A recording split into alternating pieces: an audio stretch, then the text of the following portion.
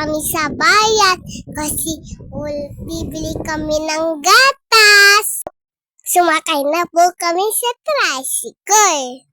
Nasa daan kami ni Kuya Ja, sumasayaw kami kasi ang boring! Sabi ni Mama, gatas lang bibilihin kasi wala siyang pera.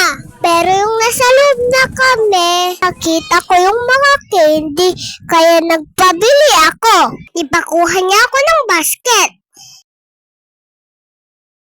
Wala na kaming conditioner at shampoo. At sabon pang laba. Madami akong ipapabili ka, Mama. Pero sabi niya, bawal, bawal, bawal, bawal.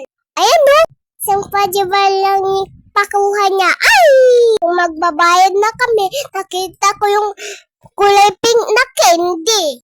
Sabi ko kay Mama, last na to, please.